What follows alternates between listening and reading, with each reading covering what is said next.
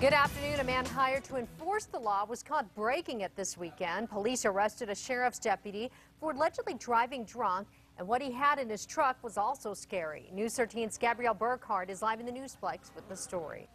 Jessica, the deputy was caught with a loaded gun and beer in his truck, and police say he tried to use his job as a law enforcement officer to get out of trouble. It was after hours when a Hobbs police officer spotted a truck driving into Del Norte Park Friday night. Officers immediately spotted a 30-pack of Bud Light and a bottle of liquor in the truck.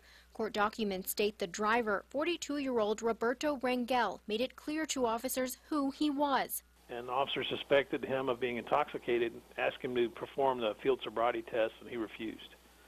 At that point, he identified himself as a Lee County deputy sheriff. Rangel also said he was assigned with the Lee County Drug Task Force. After telling officers he had a loaded personal gun inside his truck, Rangel asked officers, quote, "Have you ever heard of professional courtesies?" Police then told Rangel he should not be asking for that kind of favor being a law enforcement officer. Our response is that driving while intoxicated is not tolerated no matter who you are. Rangel said he pulled over to call his wife, but admitted to drinking beer at a sports bar and at the casino earlier. He told officers he was going home to drink the alcohol in his car.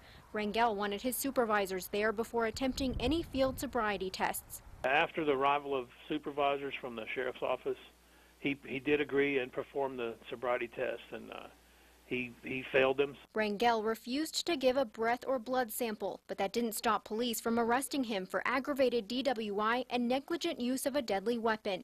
The Lee County Sheriff's Office had this to say. Mr. Rangel was not on duty, nor was he in the department vehicle at the time of his arrest. We are unable to comment further on this issue as it is a personnel matter. Police say none of the alcohol found in his truck had been opened. The Lee County Sheriff's Department says by booking time, Rangel was no longer considered a deputy with their department. They wouldn't confirm his termination was due to the arrest, but cited personnel matters they could not discuss. Back to you.